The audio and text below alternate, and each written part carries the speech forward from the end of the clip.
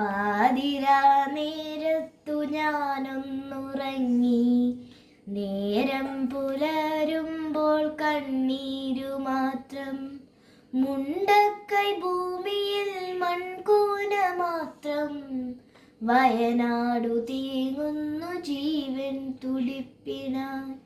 അമ്മയെ കെട്ടിപ്പിടിച്ചു കിടന്നു ഞാൻ.